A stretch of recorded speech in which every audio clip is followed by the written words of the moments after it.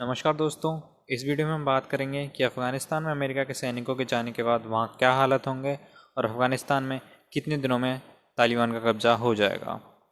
दोस्तों, अफ़गानिस्तान से अमेरिका के सैनिकों की वापसी जारी है और अमेरिकी राष्ट्रपति जो बाइडन के कहना है कि सितंबर 11 यानी जो 9/11 अटैक था उसकी 20वीं एनिवर्सरी तक ये जो सारे सैनिक हैं घर वापस लौट आएंगे और अफ़गानिस्तान में एक भी सैनिक नहीं रहेगा, यानी कि सभी अमेरिकी सैनिकों की 11 सितंबर तक घर वापसी हो जाएगी। इसी सिलसिले में अमेरिकी सैनिकों ने अफ़गानिस्तान में जो इनका बगराम एयरबेस था उसको खाली किया।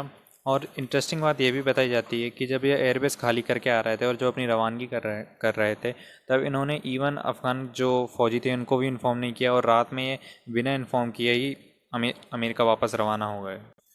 तो इस तरह अमेरिकी सैनिकों की अफ़गानिस्तान से वापसी इस समय पूरे ज़ोरों शोरों से जारी है। आप थोड़ा इतिहास जान लेते हैं 1-2 मिनट में कि अमेरिकी सैनिक अफ़गानिस्तान करने क्या गए थे।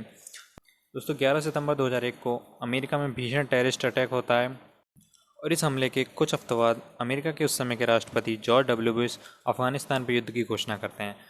अब अफगानिस्तान पर युद्ध की घोषणा क्योंकि दोस्तों, जब ये अटैक हुआ तब अमेरिका को पता लगा कि इसके पीछे है ओसामा बिन लादेन, जो कि है इस समय अफगानिस्तान में।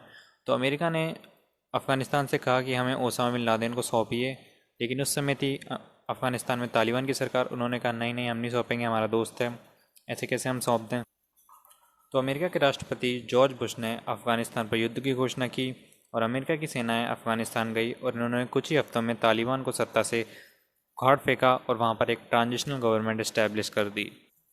उसके बाद अमेरिका के सैनिक तालिबान से लड़ाई लड़ने के लिए अफ़गानिस्तान में रुके रहे। उन्होंने तालिबान को सत्ता से तो हटा दिया था, लेकिन तालिबान पूरी तरह ख़त्म नहीं हुआ था और तालिबान और अमेरिका के बीच ये लड़ाई पिछले कई सालों से जारी है, यह हम देख ही रहे हैं।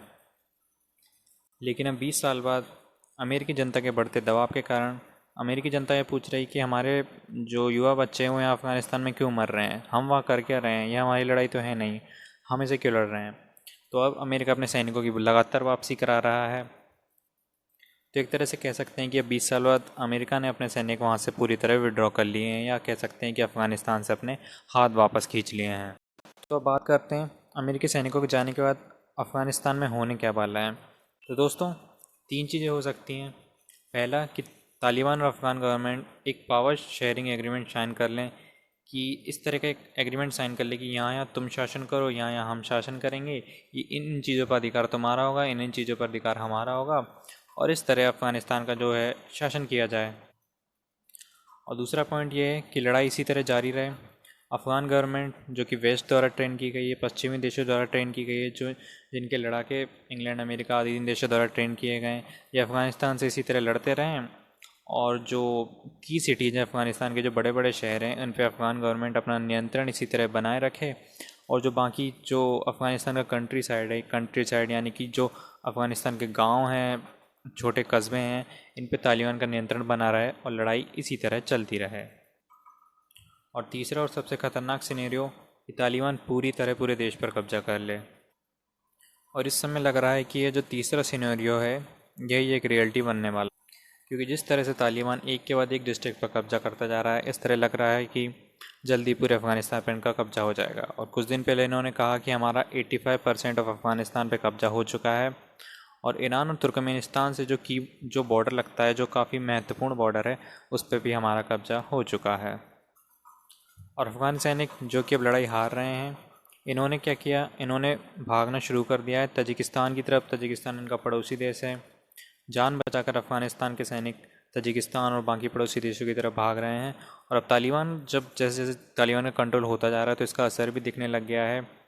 इन्होंने धीरे धीरे अब औरतों पे पाबंदियाँ लगाना शुरू कर दी है और वहाँ के लोगों से कहना शुरू कर दिया है कि अब अफ़गानिस्तान में एक तरह से strict interpretation of sharia law होगा, यानी आप लोगों को एक कड़ा शरिया कानून जो है मानना पड़ेगा। इन सब सिनेरियो में पाकिस्तान क्या चाहता है। तो दोस्तों, पाकिस्तान ने 1990 में जो लेट 90s था, जब तालिबान ने अफ़गानिस्तान पर कब्जा किया था, तब इनकी जो ISI है, इंटर सर्विसेज इंटेलिजेंस, इसने तालिबान को काफ़ी मदद की थी अफ़गानिस्तान के जो काफ़ी सारा इलाका है इसको कब्जा करने में। यानी पाकिस्तान एक देखा जाए तो शुरू से ही जो है तालिबान का सपोर्टर रहा है। लेकिन जब 9/11 हुआ, उसके बाद जब US का प्रेशर बढ़ा, तब इनको अमेरिका के प्रेशर में, अमेरिका का जो वॉर अगेंस्ट टेरर था, war against terror war against terror को ही हम वॉर अगेंस्ट अफ़गानिस्तान कहते हैं। लेकिन दोस्तों पाकिस्तान ने उस टाइम डबल गेम खेला। अमेरिका के सामने तो ये लोग दिखावा करते रहे कि हम तुम्हारी जो तालिबान के ख़िलाफ़ लड़ाई है उसमें तुम्हारी मदद कर रहे हैं, लेकिन दूसरी तरफ ये जो तालिबान के बड़े टॉप लीडर्स थे उनको पाकिस्तान में बराबर शरण दे रहे थे। दोस्तों पाकिस्तान जो है तालिबान को इसीलिए भी सत्ता में वापस चाहता है क्योंकि इनका जो वेस्टर्न बॉर्डर है, पाकिस्तान का वेस्टर्न बॉर्डर है, इंडिया के साथ इनका जो बॉर्डर है वह है इनका ईस्टर्न बॉर्डर, और जो अफ़गानिस्तान के साथ इनका बॉर्डर है वो है इनका वेस्टर्न बॉर्डर।